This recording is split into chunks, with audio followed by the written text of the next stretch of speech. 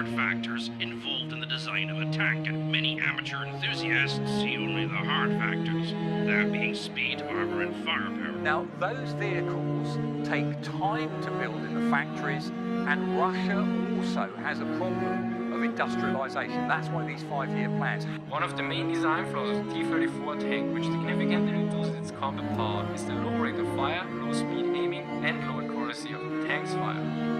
The testing of the T-34, the optics, came in for a fair bit of slagging from the testing staff. They were not satisfied with the visibility that came from the T-34. And one of the things that I think that you pointed out already is that there's always a lag in the production when you make these changes.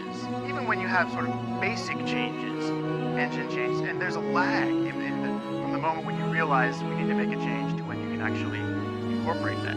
As a result, the T-34 has gotten a fairly bad rap. Although being fairly innovative, but still fairly crude, when first produced in 1940, the only nice things people will say about this tank is mentioning its sloped armor design, which it wasn't the first to use, but it was the first tank produced on a large scale to use this feature, and its performance in 1941.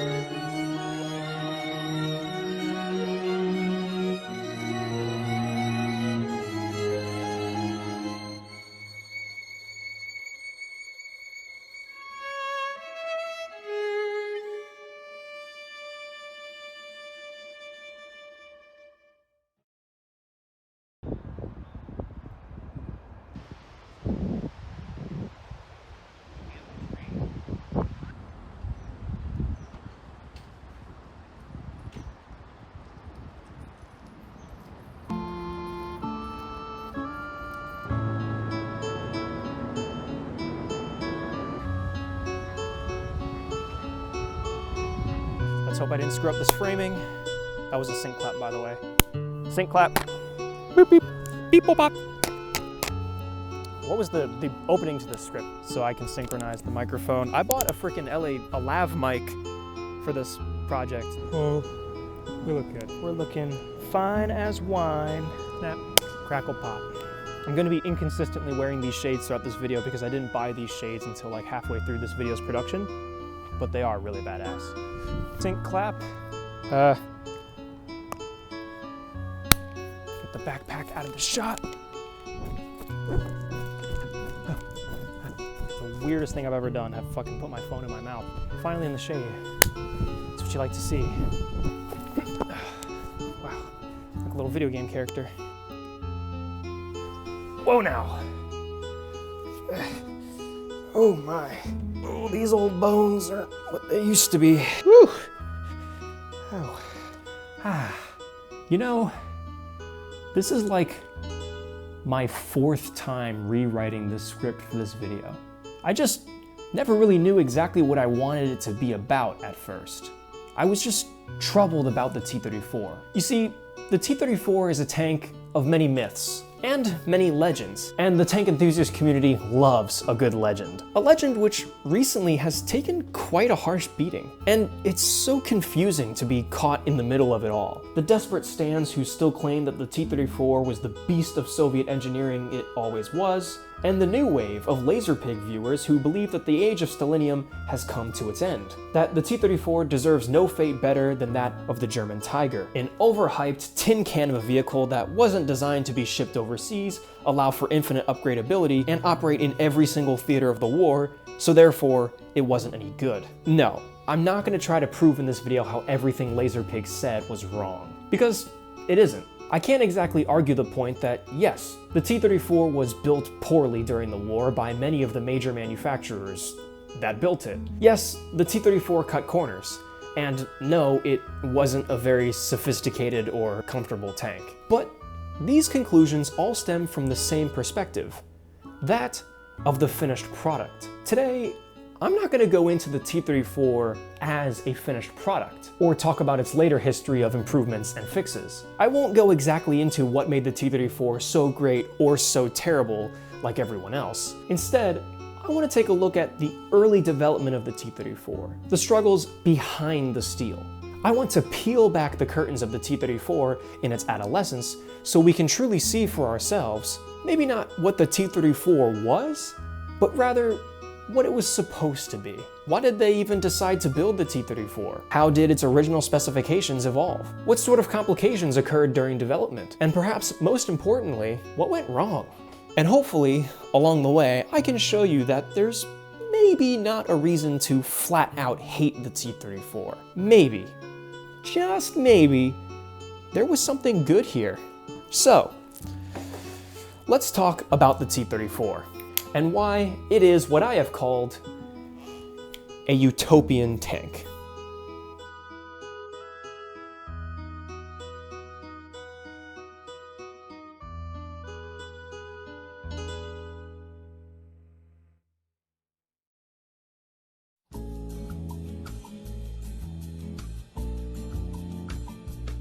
You know, in a lot of videos about the T-34, it's never really discussed why the tank exists in the first place. I mean, sure, there have been some videos out there going over its rough developmental history and early production, but I've never really heard anything about exactly why the tank exists in the first place. Believe it or not, the origins of the T-34 can be traced all the way back to Spain.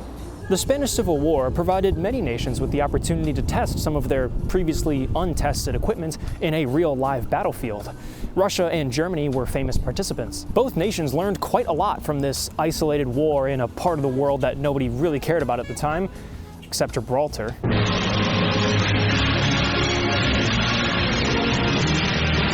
The Soviets took lessons from this time in regards to the performance of their tank forces, which consisted at this time of T-26s as infantry tanks and BTs as cavalry tanks. This is actually something that I got wrong in my Christie suspension video, where I said that the BT made its debut in the Winter War. Although I was quickly corrected in the comments, I thought I'd fess up here and say that no, the BT did actually see combat as early as 1936 in the Spanish Civil War. Either way, the Soviets came back from this experience with a couple of notes on the performance of their tanks. A meeting was held in 1937 amongst some high-ranking officers of the ABTU, which seemed to be Russia's equivalent of the Armored Board at the time, and some factory staff members, namely from Factories 174 and 183. Factory 183 will become important later. They got together with some old veteran tank commanders in the Spanish Civil War and a couple of important people, such as Mikhail Koshkin. Not to be confused with Mikhail Kalashnikov, the dude who created the AK. The committee spent some time discussing what the future of Soviet tanks would look like and how they were going to implement lessons learned from Spain. They decided a complete overhaul of Soviet armored forces might be necessary, and came up with the following specifications. All tanks going forward must be able to destroy some walls by ramming them with the tank, have gun elevation of up to 70 degrees, be protected from penetration by flammable liquids, have more protection, particularly from the front, and have shielded suspension, all while maintaining mobility, and have a convertible drive system, hopefully one better than that found on the BT. Most of these original wishes were kept in the capabilities of Russia's future tanks, with the addition that all tanks be fitted with a 76mm gun and armor up to withstand 45mm of AP from 1,000 meters. This was a big moment in the push to modernizing Russia's tank forces, and a task of this size was certainly going to present some challenges. But they had some good ideas, especially for 1937. Idea number one of implementing these requirements was to modernize existing tanks. Plans were drawn up for modernization programs for the BT-7, T-46, the replacement for the T-26, and the T-35 to all receive major modifications to adhere to specifications, including brand new turrets to meet the 70-degree elevation requirements, which is still insane. 70 degrees is like stupid high. That's like anti-aircraft level guns of elevation. However, the deputy chief of the ABTU at the time, Dmitry Pavlov, argued that the modernization of existing tanks was a waste of time, which was indeed looking to be the case. If any of you War Thunder players actually know about the BT-7 in the game that has the 76mm cannon, that spawned from these programs. And yeah, the tank didn't work. The T-46 and T-35 upgrade programs weren't doing much better either. With all this in mind, Dmitry Pavlov effectively killed off the idea of modernizing tanks. Idea number two was to lazily consider the prospect of a completely new tank design, which the Committee of Defense figured should be up to 25 to 30 tons and have protection of up to 50mm sloped on all sides. with tracks only, no convertible suspension. Pavlov was happy with the role that the BT-7 and the T-26 currently served in the Red Army, and didn't want to waste time, money, and effort on modernization projects that ultimately wouldn't go anywhere or would be outdated again within a few short years. The debate on this new tank started at the suspension. Convertible or not? Although the Committee of Defense had said that they predicted this future tank would not run on convertible tracks, there was still this meddling idea that it would really just be a modernization of the BT, so it was still decided, do we drop the suspension or not? Even Pavlov was willing to get rid of the convertible drive on the BT tanks if tracks with a lifespan of up to 3,000 kilometers could be developed, which they had yet to. Despite this growing movement away from a convertible track tank design, there were a couple of suggestions that still managed to include it, including, but not limited to, one design by a general, let's see here, Kolchagin.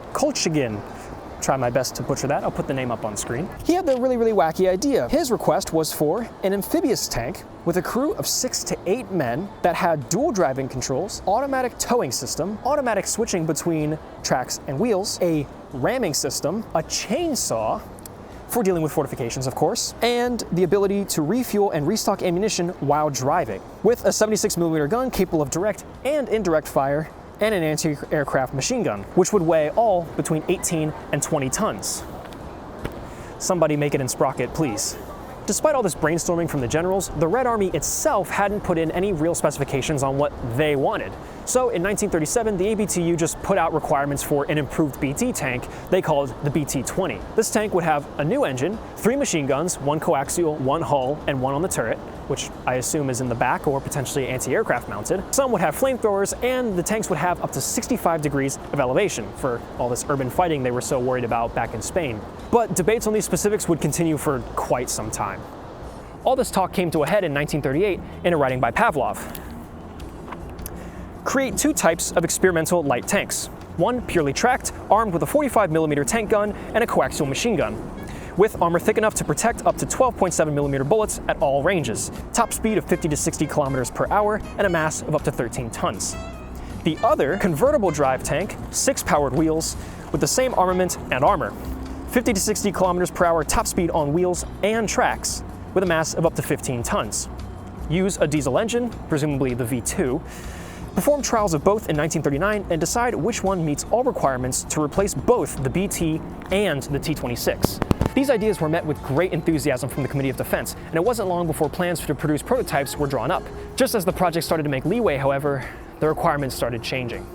The originally planned 20mm of frontal armor was increased to 30, and the lower glacis was increased to 20mm. The speed of the tank was brought up to 65 kilometers per hour, the mantlet would have to be thicker, the crew was raised from 3 to 4 to include a radio man / bow machine gunner, and the tank would have a 45 or 76mm gun with stabilizer, not the least of which the elevation was lowered then to 45 degrees. So I guess there goes all that urban fighting they were so concerned with. And the weight was raised to 16.5 tons. And with work having only just begun on these prototypes, this was a massive pivot. And to make the factory's job even harder, in August of 1938, a new deadline was issued for 1 tracked tank and now 2 convertible tanks, one with a flamethrower, by June of 1939. The results of this would be the A-20 and A-32 prototypes, with the A-20 being the convertible track design and the A-32 being the one fully tracked, no convertible suspension. The A-20 would sport the typical 45mm gun you'd find on a standard BT at the time, and the A-32 would sport the 76mm gun L-10. Although to suggest that the A-20 and A-32 simply spawned into being at the same time would be wildly incorrect. The A-20 came first, since it was essentially just an upscaled BT. The A-32, which at this time was still just called the A-20 tracked, in parentheses, was still going through some significant teething issues. You see, Factory 183 was experiencing horrific shortages in staff.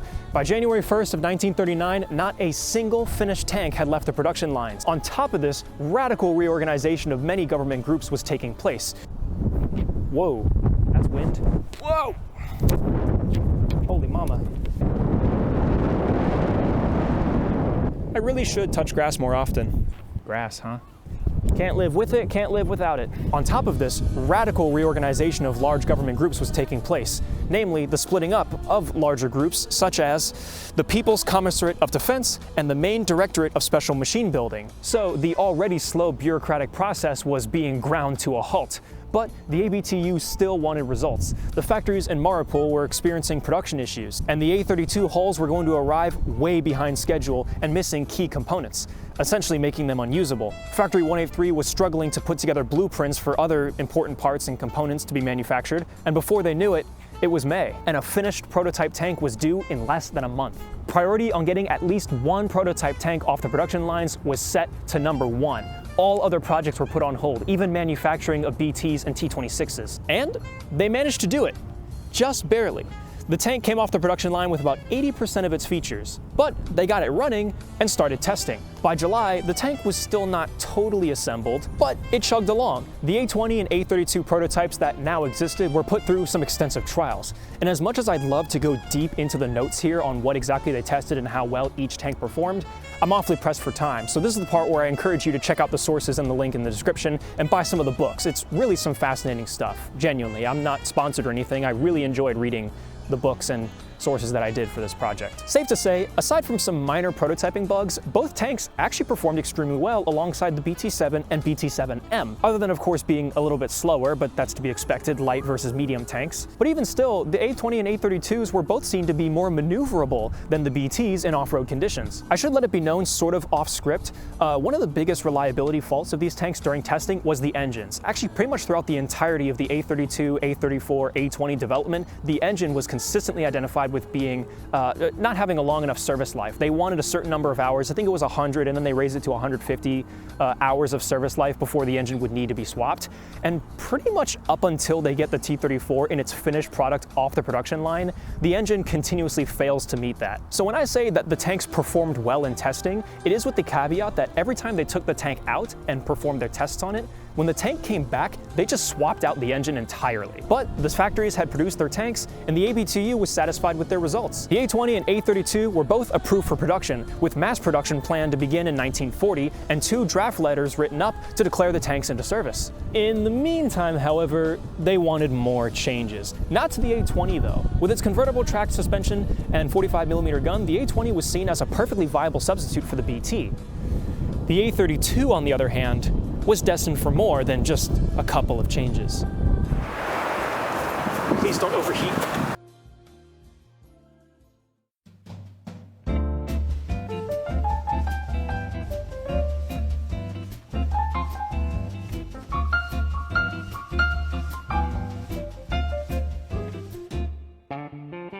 The 2 biggest pieces to address on the A-32 were the gun and the armor. Yet again, the armor was requested to be increased, and the L11 gun used on the most recent prototype was seen to be, well, a piece of shit. The breech failed to reliably return to battery, and the gun was difficult to upkeep. The ABTU wanted it replaced with the F-32. However, their production wishes for enough F-32s, even for testing, couldn't be met, and thus the L11 had to stick around. The armor upgrade was seen through though. This next prototype had increased armor, a new turret, the L11 76mm gun, and was dubbed the A-34. And it was beginning to look like this simple project to find a replacement for the BT was starting to become something much, much more. This singular A-34 and the lesser armored A-32 prototypes were put into extensive trials, where they both proved to be fantastic machines. They were fast, maneuverable, and saw limited mechanical failures as long as their engines were completely replaced after each stress of testing. A new track was issued that mitigated the need for the convertible drive found on the A-20 tanks, and after a bit of convincing from Factory 183, citing the complicated and expensive manufacturing of the A-20 convertible drives compared to the A-32 and A-34, which were just straight tracks, it was decided that the A-32 and the A-34 could replace the BT and T-26 respectively, and thus the A-20 was canceled. And with this decision came a new decree from the Committee of Defense on December 19th of 1939. The following will be accepted into service with the Red Army. T-32 tank, so T-32, we're going from A-32 to T-32 to denote it's being accepted into service, tracked with a V2 engine produced at factory 183 with the following changes. Increase the thickness of main armor plates to 45 millimeters, thus bringing it up to the A-34 standard. Improve visibility from the tank. Install the F-32 76mm gun with coaxial machine gun. Install a separate 7.62mm machine gun for the radio operator, so that's a down in the hull bow machine gun. Install another separate 7.62mm machine gun. It doesn't say where, but I'm assuming potentially at the back behind the turret, sticking out the back of the turret, since tanks like the KV had features like that. And install a 7.62mm AA machine gun. Presumably that would have to go on the roof of the tank. Name this tank T-34. So you can kind of see, they built the A-32 and then wanted to see if they could get away with more armor and a bigger gun, so they built the A-34 prototypes. So this is saying we want a T-32 with the increased armor and 76mm gun, thus making it up to the A-34 standards, and we want to adopt that. So now it's T-34. Produced 2 experimental T-34 tanks by January 15th, 1940, and a pilot batch of 10 tanks by September 15th, 1940. Produced no fewer than 200 T-34 tanks in 1940. Increased the factory's annual output to 1,600 T-34 tanks by January 1st of 1941. For this reason, December 19th, 1939 is commonly regarded as the birthday of the T-34. Now, with the A-34 set for full-scale production in just a year's time, the Soviets obviously wanted to make sure they had still made the right choice. Yeah, I'm too much of a loser to make an actual model. This is a Kobe kit, and yes, I know it's the T-34-85. Laugh, just go ahead, just laugh at me. Yep, there it is, I hear it. Thank you very much. Screw you though, I like this, and it illustrates my point. Yet another intense series of tests was set up for the 2 T-34 tanks that had actually successfully been piloted and produced in the desired date of February 1940. They drove these tanks through snow, through mud, crashed them through trees, lit them on fire, drove them through barbed wire, just about damn near everything. And the designers had a few notes. They hated the gun. Still working with the L-11 was proving to be a massive disappointment to just about everyone involved. It's honestly hard to convey just how much they fucking hated this gun. The limited production of the gun, as well as many other parts, meant that the new A-34's first set of trials had to be completed without the gun, or the optics, or the ammo racks, or a lot of other stuff, as once again, procurement of parts was falling behind. Besides that though, they also wanted the turret to be wider for servicing the gun, they wanted to change the positioning of the periscopes to make them easier for the crew to use, streamline the placement of ammunition to make upping the ready rack easier, and ventilation would have to be improved, especially with higher rates of fire. Let's get back out there. And you may have even heard in there somewhere, widen the turret. That's right, even at this stage, the T-34's notoriously cramped turret was seen and identified as a weakness. In fact, when the tank was officially approved for mass production, the committee made a statement. During mass production, consider it necessary to increase the space inside the turret to ensure more comfortable placement of the commander and loader. Increase the space without changing the slopes of the turret armor, the hull of the tank, or the turret ring. Okay, and place the radio outside of the turret. This was another point of contention, the radio. Not that there was anything wrong with the radio itself per se, but rather its placement within the tank. It was currently still up in the turret to be used by the commander, and the ABTU didn't want this. They wanted the radio down in the hull to be used by the bow machine gunner to free up the commander's duties. The ABTU would request this change constantly, and pretty much every time they found it was yet to be made. So far though, the Soviets were getting mostly positive results from these tests, but there was still one more test the A-34s would be set to go through, and this would prove to be the biggest one yet. That's right, the famous march from Factory 183 to Moscow and back. On March 12th, 2 prototype tanks left Factory 183 for Moscow, accompanied by a single tractor that was used to carry some spare parts for maintenance passovers they would need to do along the way. Trudging through heavily snowed out highways, the tanks made it to Moscow on the 17th. More than a day behind schedule. The tanks went over some more maintenance passovers, replacing the engine, swapping out the tracks, all the fun usual stuff, while some more tests were prepared in the nearby proving grounds at Kublinka. They brought the tanks to the NIBT Proving Grounds in Kublinka on the 24th, where they picked one of the prototypes to lob a few shells at. The cannons that were used for these tests were a 37mm Bofors and a 45mm taken from BT-7. A far cry from something like this, but I figured this illustrates the point. The 37s bounced off the side of the turret harmlessly. The 45s, though, had a bit more precision aim. The first one hit the side of the turret and did little more than create a dent. The second one, though, was targeted at a specific weak point they knew was in the tank's turret, right at the seam where there's the bottom of the turret bustle and the turret ring, kind of right where those two things meet. War Thunder players probably know this weak spot very well. They fired a 45 shot at it. It managed to jam the turret ring and destroy an optic. It never penetrated, but it did manage to blow off a chunk of armor that ended up hitting the dummy commander they had in the turret. They left the tank running during these fire exercises to see if the tank would stall at any point, and it didn't. And some mobility tests afterwards showed no adverse effects, which I'm not too surprised by. If you're shooting the turret of the tank, I wouldn't expect it to drive any differently. The ABTU was happy, but the Army had only just begun drawing up its own lists of requests. Approval for the T-34 to be put into mass production was signed by Pavlov not long after, with the additional requests of the space in the turret being increased, as well as the armor, and the radio being moved down into the hull.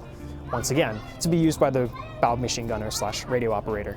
On the return trip, accompanied by Koshkin himself, the T-34 tank which held its designer slipped and fell into a river, where Koshkin caught pneumonia. However, this wasn't known until they got back to Factory 183 on April 10th. Later that year, September 26th, Mikhail Koshkin died.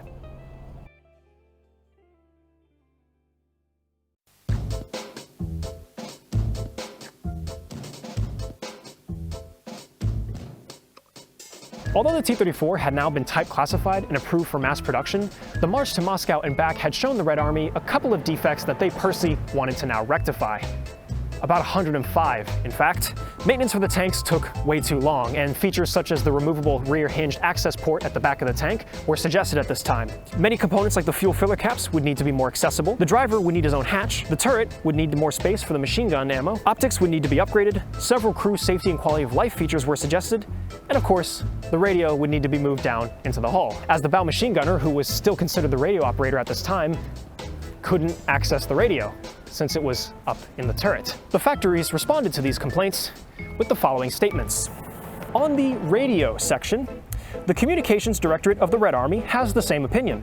Installation in the bow will also require a new intercom, which is not available at this time, and the development of an antenna mount in the sloped hull armor.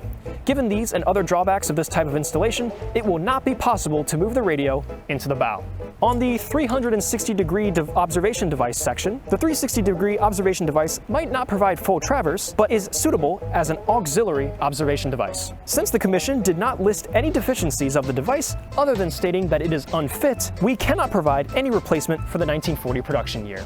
On section 16, the Commission statements regarding the widening of the turret are not specific. Without changing the turret ring, hull, turret armor slope, the turret can only be widened by 160 millimeters. Further changes are only possible by changing the turret ring, hull, and the turret itself. So basically saying half the things you want us to do, we either can't do based on the way the tank is designed, or require components and features that we just don't have our hands on yet. In the end, Pavlov agreed to allow the designers to widen the turret, but the bureaucracy to approve these changes and the ever-continuing flow of more requested changes meant that things just kept getting bogged down. And you can really see a pattern here. Smaller changes were just able to squeeze their way into the production schedule, while much of the larger scale ones had to be put aside, basically shelved, and left on a we'll get around to them next year status. Most of these changes would end up just being bundled together into one big upgrade plan for the T-34, the T-34M. A new casted turret, a reconfigured front hull, implementation of a stabilizer, increasing ammunition capacity, getting better access to the engine, getting a more reliable engine, installing a new radio, and getting rid of that dastard Christie suspension was all on the table for the T-34M. But by 1940, tanks were already rolling off the production lines, even before things like the improved front hull and the new wider turret were implemented into the factories. Eventually, a new radio was put into the tank, but only by using a far smaller and far inferior model, which the Russian factories still predicted could not be produced in enough numbers to meet demand. By the end of 1940, that pesky L-11 had to go. Now, they were asking for the F-32 about as early as the A-34 prototypes. However, there were production delays. In fact, these delays were so bad, it was actually written that once L-11 production ceased, they were willing to stick the old 45mm gun back into the T-34 for initial production until the F-32 could get its feet off the ground. And with each passing day, it looked like this was going to be the case. However, there was one saving grace. The F-34 had just come out, and it was decided to just skip the generations and design a new mount to fit the F-34 into the tanks, preferably by January 1st of 1941, but there were production delays again, and it didn't actually end up happening until March. Thankfully, no T-34s were ever emergency produced with the 45mm gun. By the way, the T-34-57 was also produced around this time. The Russians had intel on some of the new German heavy tanks that they were working on and wanted to get ahead of the curve, but they would ultimately abandon the 57mm gun for much the same reason the Americans did. It just didn't offer good enough penetration over longer distances. With it being a smaller caliber, it doesn't have as much density and it doesn't carry its momentum over longer distances. Yeah, it had great pen up to a certain point, and it also just didn't have as good of an explosive filler as, say, a 76mm gun, making the 57 of very niche use. More and more tests were conducted with every new feature they added to the tank, and every single time there just seemed to be more and more complaints. Each new capability added a complaint as to how that capability was going to be achieved, and there was always a lack of some capability. And even at this stage, quality of components was beginning to be identified as weak. Only 125 out of the planned 500 tanks were actually produced by the end of 1940, and soon another meeting was held just to figure out what was the cause of all these damn delays. In the end, everyone just sort of pointed the finger at each other. Contracts for T-34 production were handed off to other factories, and it was demanded that the government actually withhold payment from Factory 183 if manufacturing defects were found. So of course, tanks coming off the production lines were subject to more tests and scrutiny. And all of this just continued to bubble. As new factories came into the picture, they started facing shortages of their own. Parts produced in one factory, even if they could make enough of them, were having issues being shipped over to another. Parts were being stolen off of tanks that had successfully gone through QA to be put on new tanks coming off the production line so that they could then be brought through QA. Subcontractors began upcharging for certain parts, and the price of a T-34 skyrocketed from the original 433,000 rubles to about 600,000 rubles. The factories estimated that a proper, built-to-specifications T-34 tank could not be completed by the end of the 1941 production year. And then, war were declared. Unless, of course, war were declared. What's that? War were declared.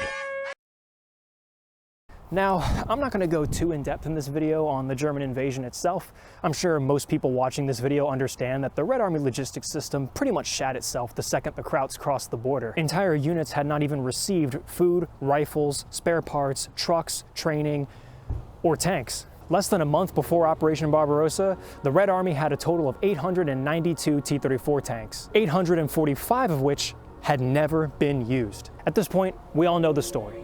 Production had to go up. There were no two ways about it. The Red Army had to start cutting costs, and cutting costs quick. They had to cut production time.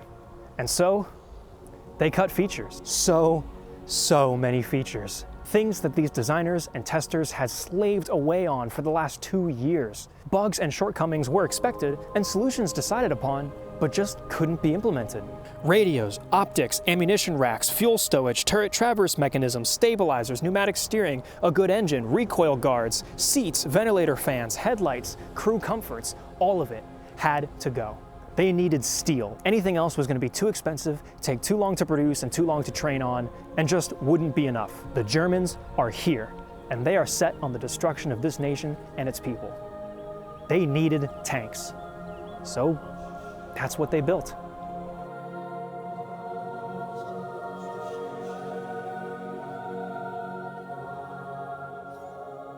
Despite how I've presented this video, I wouldn't consider this to be any sort of defense for what the Soviets did. Do I think the T-34 was a bad tank? Yes. Do I blame the Soviets? Yes. However, do I recognize that the T-34 was not a bad tank for the sake of being a bad tank? Do I believe that the Soviets and the people behind the production and design of the vehicle wanted the best for the vehicle. Do I believe that due to the circumstances of a failed economy, slow bureaucracy, horrible production lines, and a general lack of let's get our shit together now so that this doesn't become an issue later down the line attitude, that the T-34, independently of its design or function, was being kept down from being a good, if not great tank? Yes, I do, despite the turret being really small and the radio never having been moved down into the hull.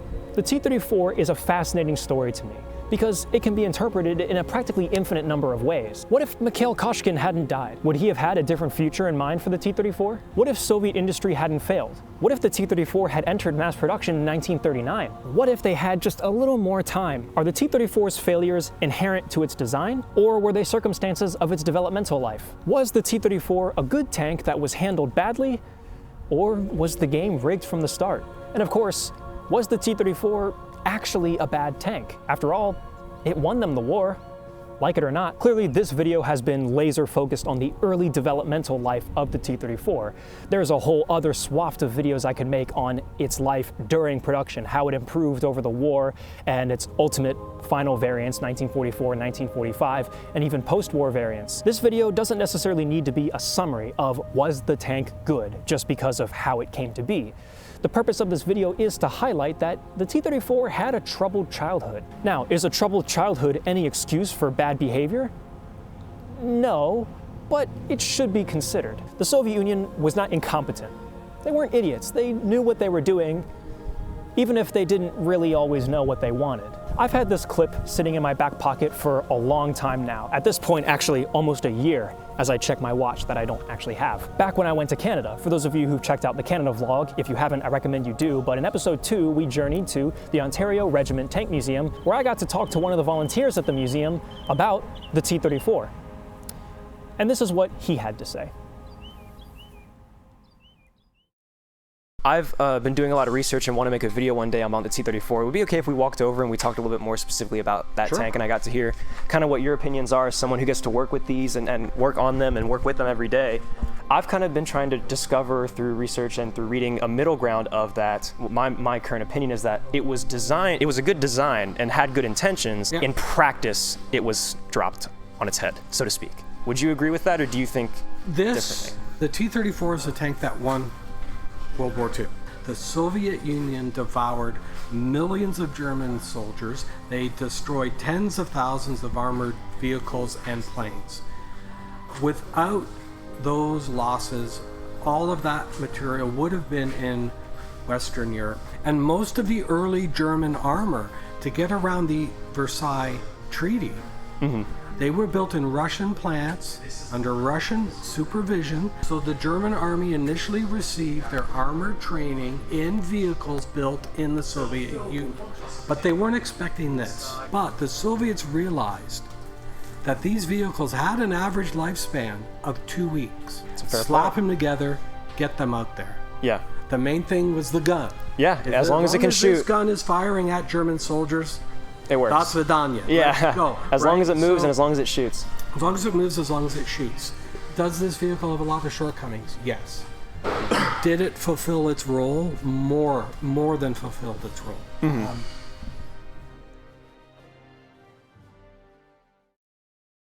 I won't really give any more opinions beyond that. If you like the T-34, continue to like it, and just believe that it was crippled by a poor upbringing. If you hate the T-34 though, continue to do so, and believe that the tank was always destined to fail, and the production issues were really just the final nail in the coffin. Either way, I think the early life of the T-34 can teach us a couple things. Firstly, that tank development is hard.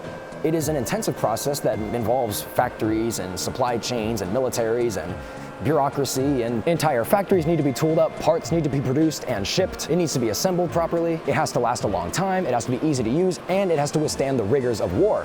All of which before you've even decided what the damn thing's gonna look like, which, by the way, is a lot harder in real life than it is in Sprocket. Overall, I think the T-34 is a good example of something that sounds great on paper, if we can just make it the way we want it to be. If we just don't worry about all the problems we'll encounter along the way. If we just get the idea straight from our heads, right into production. No issues, no slowdowns. If everything goes perfect, then it's going to be the perfect tank. If we ignore the realities of the things that keep us from having nice things, then we could have a utopia. perhaps the T-34M would have been the greatest tank of World War II, and that if things had just gone its way, it could have been spectacular. But they didn't, because oftentimes they don't. Because just like a utopia, you cannot build the perfect tank. But you can damn well try. My name is Ida320. Thank you for watching. And now I put on the shades and I walk away all cool.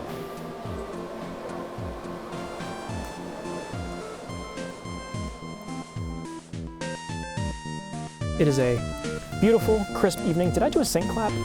I think I did, because the camera was over there at first. Logistics.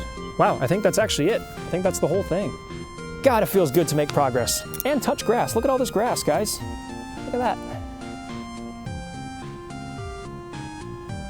There are people watching. I can't eat the grass right now. There's people watching. I'll blow my cover. This is when I reveal that I'm actually a gerbil, guys. A gerbil in disguise. Do gerbils eat grass? I actually don't know.